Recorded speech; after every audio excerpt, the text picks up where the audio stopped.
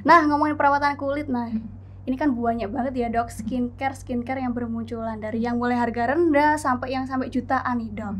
Gimana sih cara memilih skincare yang baik sesuai jenis kulit kita? Nah, kenapa sih sunscreen tuh penting banget, apalagi untuk kita yang tinggal di daerah tropis kayak gini? Jadi kan penuaan itu dibagi menjadi dua sih Mbak. Jadi ada ekstrinsik sama intrinsik. Apa itu? Jadi yang dimaksud dengan proses penuaan ekstrinsik itu yang bisa kita lihat. Jadi contohnya kerutan, ya kan. Kemudian yang nampak aja seperti garis-garis halus. Kemudian otot mulai turun, nah kayak gitu.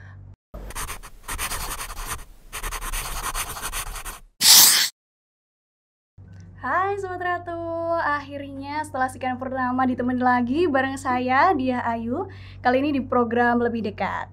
Hari ini seneng banget karena kita bakal ngebahas tentang tips-tips perawatan kulit dan skincare. Di episode hari ini aku bakal ngobrol-ngobrol bareng Dr. Eni. Beliau adalah owner dari Primadona Skincare yang punya banyak segudang tips-tips perawatan kulit. Kalau kalian lagi nyari tips perawatan kulit, kali ini kalian lagi ada di tempat yang tepat nih. Penasaran bagaimana? Yuk langsung kita mulai aja. Halo Dr. Eni, apa kabar hari ini? Halo, baik. Selamat pagi Mbak. Sehat ya dok? Alhamdulillah sehat. Dok, sebelum kita mulai hari ini boleh gak sih diceritain sedikit tentang gimana sih perjalanan Dr. Eni sampai hari ini menjadi dokter?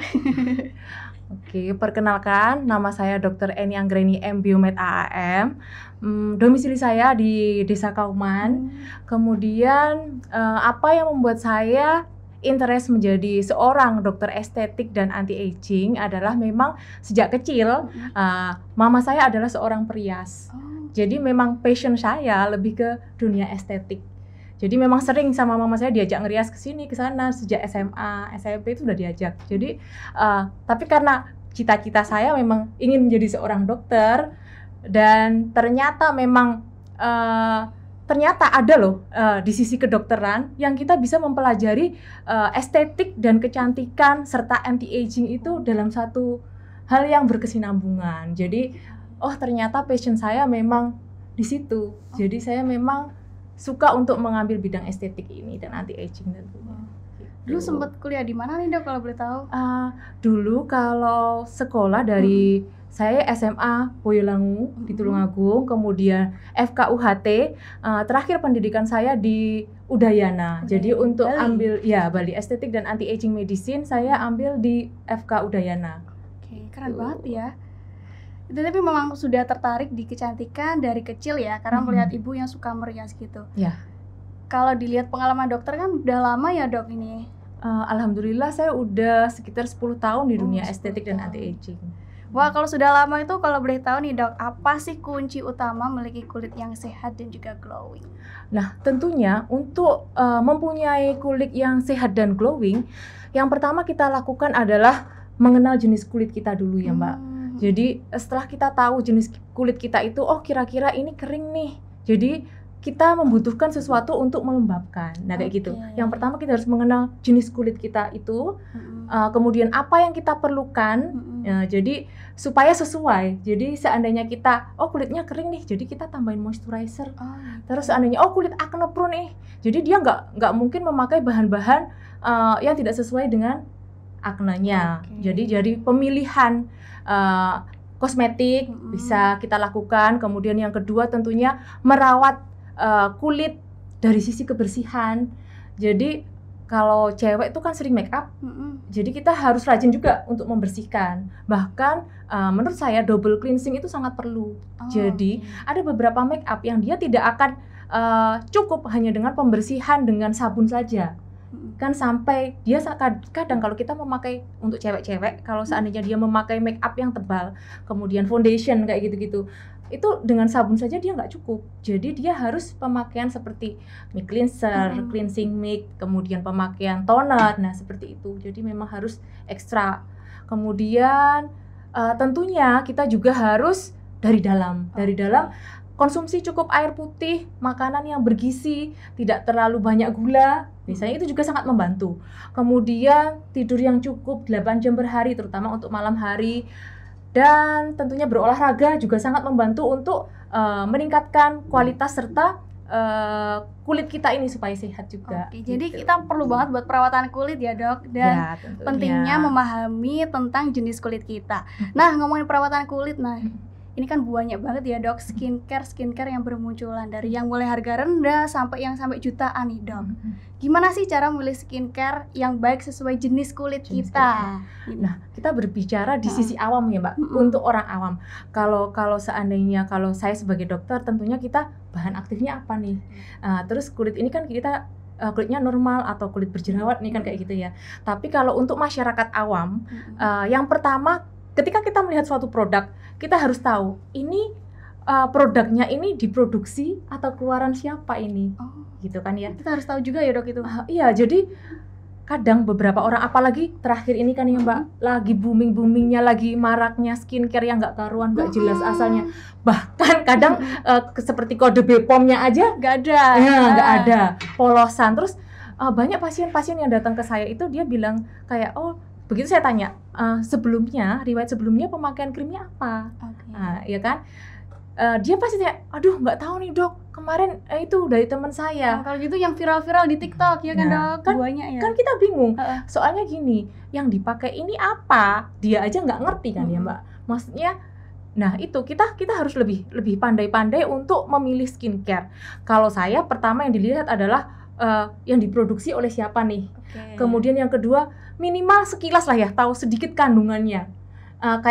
Jadi seandainya nih ada beberapa yang bahan yang tapi ya susah juga ya kalau untuk awam ya Mbak. Awam ya, karena baca pun kadang nggak ngerti ascorbic acid ini apa gitu ya. Kemudian ekstrak chamomile ini apa kan susah juga ya. Jadi pilihlah produk-produk yang minimal itu adalah produk umum yang sudah didistribusikan secara resmi dan berizin edar atau BPOM. Itu memang lebih aman. Tapi kita juga harus tahu nih asal usul produknya dari mana sih. Sekarang ya Mbak, kan banyak tuh yang kita tiba-tiba live Shopee jualan produk ini. Waduh, dia tergiur. Kenapa? Yang pakai yang jualan cantik ya kan, kulitnya glowing. Terus pasiennya pasti kayak, kakak pakai yang mana? Etalase berapa? Etalase 4, langsung dibeli. Iya. Tanpa riset dulu ya. Nah iya, karena kalau saya sih lebih suka kayak gini. Untuk daily use, penggunaan kalian sehari-hari untuk kulit yang tidak bermasalah, oke lah ya. Kalian bisa memakai skincare yang dijual secara bebas. Kayak di drugstore, kayak di supermarket lah ya. Kalian memakai jenis-jenis produk yang sudah bertahun-tahun ada dengan budget kalian masing-masing. Ada juga yang dia memang produk import kayak produk Amerika, Korea, tapi yang sudah berlegal atau bahkan dia sudah ditemukan di beberapa shopping center yang terkenal dan memang ada outletnya. Oke, kalau seandainya kulitnya tidak bermasalah loh ya Mbak. Tapi pada beberapa kasus yang kulitnya bermasalah, contoh acne vulgaris, jerawat, yang jerawat meradang, yang merah, dan dia dengan pemakaian moisturizer atau sunscreen saja tidak cukup. Ini alangkah baiknya kalau dia mengkonsultasikan permasalahan wajahnya ini mungkin ke dokter, karena dengan pemakaian krim-krim biasa dia nggak berefek. Jadi harus dikonsultasikan ya sesuai permasalahan kulitnya apa gitu ya dok. Seharusnya seperti itu, karena kalau untuk kulit normal sih oke lah ya, pilihlah pokoknya yang sudah jelas, ada izin edar, tahu diproduksi di mana, dan sudah ada outletnya minimal. Banyak ya yang harus diperhatikan. Nggak cuma asal pilih ya, ternyata yang mahal juga belum tentu bagus juga ya dok ya. Ya, yang memang kalau mahal murah ini memang kadang bahannya ya Mbak. Ada beberapa bahan yang seperti keluaran Amerika pasti dia lebih mahal, nah kayak gitu kan, ekstrak apa seperti itu. Tapi ya kembali lagi sesuai nggak sama jenis kulitnya. Nah, paling tidak dia jadi kalau dia membeli, kalau prinsip saya kalau membeli, saya bisa konsultasi dengan di mana saya beli itu gitu loh. Jadi kalau seandainya saya pakai ini, terus saya tanya, loh ibu sudah konsultasi sama siapa? Sudah bilang nggak keluhannya seperti ini? Dia pakainya di mana? Nanti konsultasinya terakhirnya di dokter. Nah seperti itu yang berbahaya, apalagi yang untuk kulit bermasalah seperti berjerawat atau mungkin flek hormonal yang dia nggak sembuh-sembuh dengan perawatan pemakaian produk-produk drugstore kayak gitu. Nah berarti memang ya harus dilakukan perawatan yang lebih jauh seperti itu. Ya. Dok tadi kan bahas tentang sedikit jenis-jenis kulit ya. Ada berminyak, normal ada skin, normal, ya kemudian kulit berminyak, ada juga kulit kombinasi. Nah, kayak kombinasi gitu. itu yang bagian T-zone-nya Ya berminyak berminyak gitu ya. Dok ini kalau untuk kulit berminyak kan saya itu termasuk yang kombinasi. Jadi area T-zone saya ini tuh sering berminyak gitu dok. Itu kalau untuk kulit seperti saya itu cocoknya untuk skincare-nya seperti apa gitu? Kalau untuk basic skincare biasanya memang yang wajib dipakai itu adalah sunscreen, moisturizer, dan facial wash. Oke, 3 aja ya sebenarnya. Ya, itu termasuk basic skincare yang oke lah, yang semua orang bisa pakai, semua pakai ini aman. Nah, seperti itu sih. Itu basic skincare yang memang paling diperlukan, dasarnya itu aja. Tapi kalau untuk kulit berminyak ada gak sih tipsnya yang kandungannya apa gitu? Ada gak? Untuk kulit-kulit berminyak yang ingin mengurangi minyaknya kan kelihatan glowing padahal tasnya ngelengot. Tapi sekarang banyak, jadi banyak orang-orang yang ingin wajahnya lebih glowing. Nah jadi kayak sebenarnya glowing tuh nggak berminyak sih, tapi dia kayak efek pantulan, anggap saja kayak pantulan rumah kaca gitu kan, kayak shiningnya. Jadi ketika ada cahaya, dia itu kayak memantulkan cahayanya. Nah kayak gitu, maksudnya glowing itu seperti itu sebenarnya. Beda ya sama berminyak. Beda. Kalau berminyak dia mungkin lebih kayak ke apa ya, kalau orang Jawa ngomongnya mungkin kumus-kumus gitu ya. Nah kumus-kumus ya, kileng-kileng. Terus begitu dipakein apa kayak make up atau tisu, dia bisa diperas minyaknya. Nah seperti itu sih biasanya. Oh gitu. Berarti kalau itu tetap aja ya milih skincare yang cocok. Mungkin kalau bahan yang bisa untuk pore reducer, masih mengurangi pori-pori, kemudian mengurangi minyak, bisa dengan tea tree oil atau kemudian salicylic acid, itu juga bisa bahan-bahannya. Kita kalau untuk kulit berminyak ya dok. Kalau untuk kulit kering itu kan kadang sampai ada yang apa tuh ngelupas-ngelupas gitu. Nah untuk kulit kering ini yang sangat diperlukan sebenarnya adalah moisturizer atau pelembab atau shooting cream. Dimana kalau shooting cream ini biasanya lebih ke kayak yang diperlukan itu ekstrak chamomile, kemudian yang dia bersifat mendinginkan. Kalau kayak ceramide, nah itu loh Mbak. Jadi bahan-bahan seperti itu sih yang dibutuhkan. Jadi untuk harus tetap memperhatikan ingredients-nya apa gitu ya dok. Ya sebenarnya agak bingung juga ya. Tapi sekarang masyarakat pinter sih kadang Mbak. Jadi dia tuh googling. Jadi seandainya kita ngomong ya, oh ini pakai ini aja, kayak retinol ya, peeling retinol. Dia sudah searching tuh, retinol itu apa nih? Berapa persen. Jadi pasien sekarang lebih melek ke komposisi, kemudian melek ke jenis kulitnya sendiri. Bahkan kadang dia untuk ketemu dokter itu dia cuman kayak nyocokin, dok berarti bener ya kulit saya ini, saya jadi butuhnya ini ya, kayak gitu. Tapi kadang ada beberapa masyarakat yang memang mungkin ada yang gimana ya, dia kadang kan kita bingung ya. Jadi dari reviewnya siapa, dok katanya ini bahaya dok, katanya kalau kulit saya bilang, saya mesti menanyakan kembali, Mbak katanya siapa? Katanya googling atau katanya siapa ini? Nah kan kayak gitu. Karena gini, kadang ada beberapa orang yang dia menyimpulkan sendiri sesuatu tanpa dia bisa mengambil intisarinya yang benar gitu loh Mbak. Jadi kayak jadi salah kaprah ambil produknya ya kan. Nah, jadi kayak gitu. Jadi beberapa orang kadang kalau enggak kayak gini dia, oh kakak saya pakai ini dok, cocok banget dok. Nah gitu kan. Padahal buat orang kan beda-beda ya dok.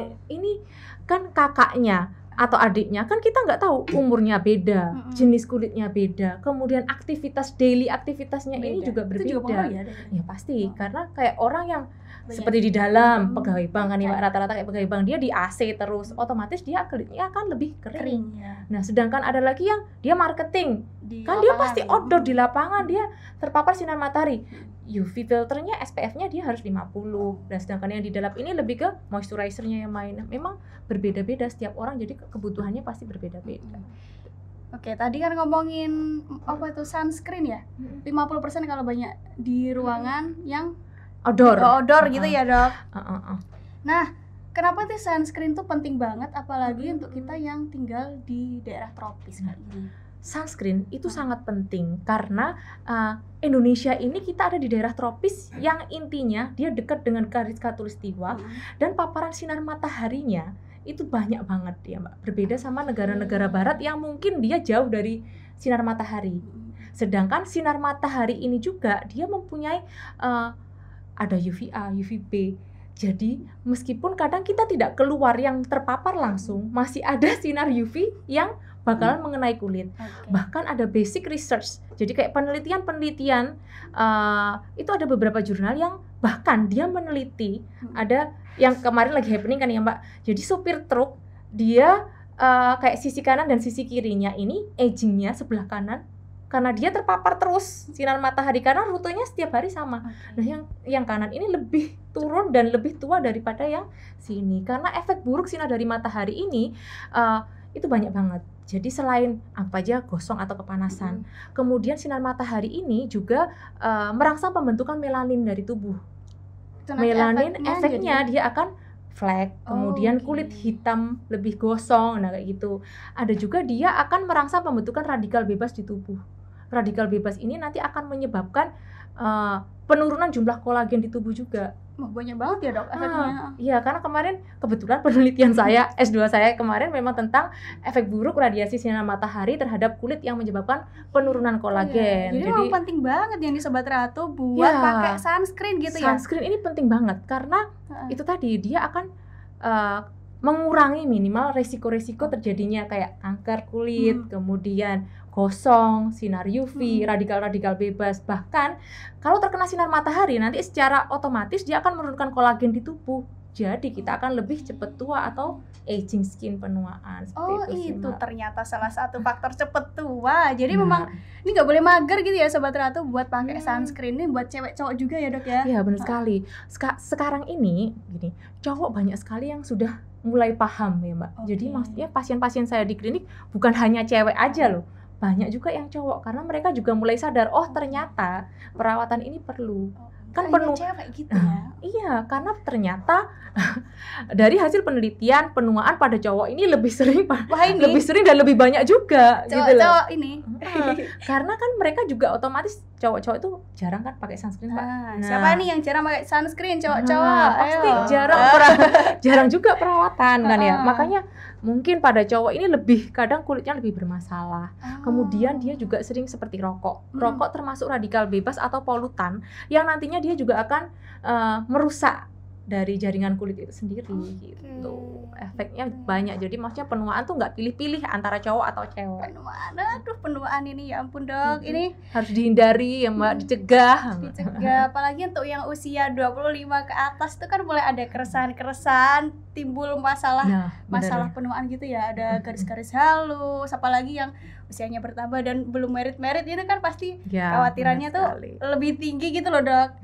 Itu gimana sih cara mengurangi atau memperlambat tanda-tanda penuaan itu sendiri?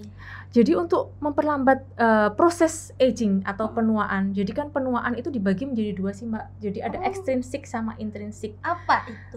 Jadi yang dimaksud dengan proses penuaan extrinsic itu yang bisa kita lihat. Jadi contohnya kerutan, ya kan. Kemudian yang nampak aja seperti garis-garis halus. Kemudian otot mulai turun, kayak gitu. Obesitas sentral itu juga salah satu penuaan. Jadi pada umur di atas 30 tahun, maka lemak-lemak kita tuh akan berpindah ke arah tengah seperti di perut. Kenapa? Biasanya ibu-ibu ya kan 30-an, "Dok, saya udah diet, saya udah olahraga tapi perut saya tetap gede. Apa karena saya lahiran berapa kali melahirkan?" Nah, salah satunya juga itu karena ada proses obesitas sentral di mana lemak akan berkumpul di daerah perut pada usia 30 tahun ke atas. Itu juga merupakan salah satu ciri-ciri penuaan ekstrinsik. Kalau intrinsik ini memang kita nggak terlihat sih. Jadi bisa dilihat itu bagaimana dengan cek laboratorium sih. Jadi kayak penuaan itu selain dari kulit, semua organ itu juga menua. Kalau dari dalam atau intrinsik itu dari lebih ke hormonal.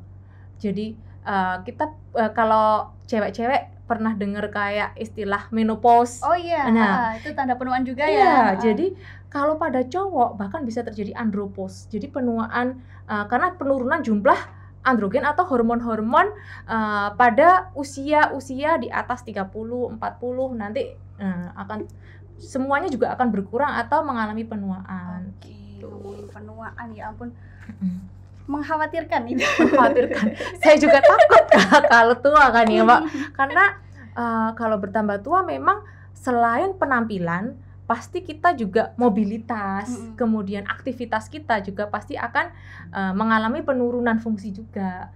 Jadi kalau untuk mencegah penuaan, yang pertama tentunya kita harus lifestyle modification. Jadi pola hidup yang sehat. Pola hidup sehat ya. Ya, tentunya yang kita perlukan untuk pola hidup sehat itu apa? Yang pertama makanan. Jadi yang masuk itu ada beberapa yang mengatakan bahwa apa yang kita makan yang masuk ke kita itulah yang terlihat nantinya.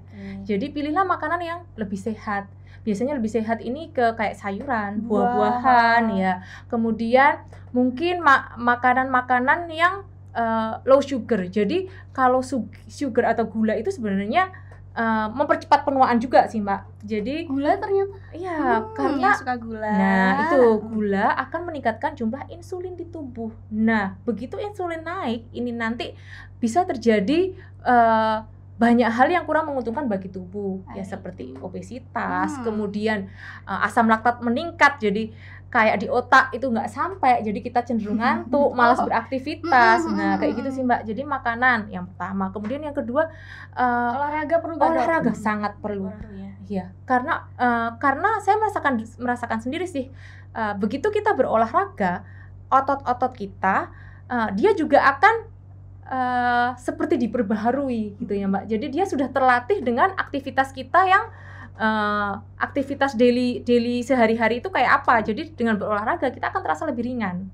Nah itu, kemudian selain olahraga tentunya cukup istirahat juga mencegah penuaan. Contohnya tidur malam paling tidak 8 jam sehari. Nah seperti itu. Istirahat maksudnya kita juga harus ada waktu untuk merelaksasikan tubuh. Oke, jadi kalau suka begadang-begadang itu jadi bikin kita cepet tua ya? Nah ternyata. Tentunya nanti muncul tuh kantong mata ya kan Mbak, cycle, kemudian kerutan mata mulai muncul. Nah seperti itu. Jadi ya diharapkan tidur cukup juga mengurangi tanda-tanda penuaan juga. Pantes banget ya, tips-tipsnya tuh jangan cocok gitu. harus bermanfaat gitu ya dok. Tapi kadang kan orang-orang itu terlalu sibuk, kalau nggak gitu kadang mager untuk perawatan kulit. Mungkin ada tips perawatan kulit yang simple, praktis gitu nggak sih buat diterapin sehari-hari, dan kapan waktu yang tepat gitu? Kalau seandainya di rumah sih untuk perawatan di kulit, ini tergantung kulitnya juga sih Mbak. Gitu. Jadi kan maksudnya tips untuk kulit berjerawat sama normal ini kan berbeda. Mungkin yang bisa dilakukan untuk all skin type adalah double cleansing atau jangan lupa cuci muka ya kan ya Mbak. Terutama pada saat kita mau tidur. Nah, itu kan ya. Kulit tuh juga butuh istirahat. Jadi setelah beraktivitas seharian, ini yang sering menyebabkan jerawat. Jadi kadang kita pulang sudah capek, males, nggak cuci muka, ya langsung tidur dengan bermake up. Nah, pori-pori kulit ini kan tertutup juga kan Mbak. Apalagi kalau seandainya aktivitas kita barusan keluar kemana-mana, jalan-jalan, debu nempel semua, dan kita tiba-tiba membawa semua kuman itu dalam tidur. Nah itu yang bahaya. Jadi kalau saya sih double cleansing, cuci muka wajib sebelum tidur, itu salah satu tips. Kemudian kalau seandainya pada kulit-kulit yang merah seperti iritasi atau perih seperti itu ya Mbak, atau yang kering banget, ya wajib pemakaian moisturizer atau soothing cream. Kemudian bisalah dikompres dengan air es seperti itu, dia masih bisa dilakukan. Kemudian saya tidak menyarankan untuk menggunakan kayak masker bahan-bahan alami, karena kadang beberapa orang salah penggunaan seperti madu dioles di muka seharian dari nggak boleh ya dok? Nggak boleh. Jadi gini, intinya seluruh bahan alam ini juga mempunyai potensi yang bisa merusak juga. Jadi nggak boleh. Terus seandainya kayak yang berbau kayak kayak tomat, kemudian bahan-bahan yang mengandung asam terlalu tinggi, dia juga nggak boleh terlalu di masker atau digosokkan di kulit-kulit yang kadang itu. Ada yang pakai putih telur gitu, itu nggak boleh juga kan? Nggak boleh. Malah ada kadang jerawatnya, kadang kan nggak tahu steril. Daripada seperti itu sih, kompres es batu aja untuk mendinginkan, untuk mengecilkan pori-pori, mengurangi keperahan, itu aja sih. Itu dia tips-tips merawat kulit dari Dokter Eni, owner Primadona Skincare, teman-teman. Jadi bermanfaat banget ini tips hari ini, dokter. Ya, semoga sedikit dan bermanfaat. Karena kan kita bicara juga orang awam kan ya, Mbak. Nanti kalau terlalu itu juga bingung juga. Ya.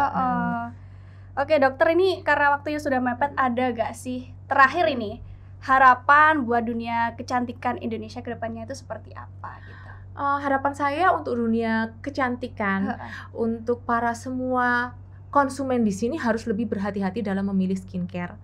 Jadi jangan asal murah, asal direkomendasikan teman, tapi tidak tahu asal usulnya, main beli, main pakai, seperti itu sih Mbak. Jadi alangkah baiknya menggunakan produk-produk yang sudah jelas, sudah ada outletnya, atau seandainya kulit bermasalah pun dia konsultasikan aja ke dokter, seperti itu. Jangan diobati sendiri karena memang kayak berjerawat kan ada kumannya tuh Mbak.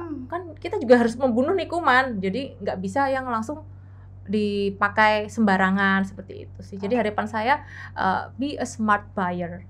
Be a smart buyer. No, dengerin End user. End user. Nah, nggak boleh ketinggalan ya. Terima kasih banyak Dokter Eni. Sama-sama, semoga Mbak. sudah berbagi ilmu pada kita. Semoga apa yang kita sampaikan hari ini bermanfaat ya, Sobat Ratu.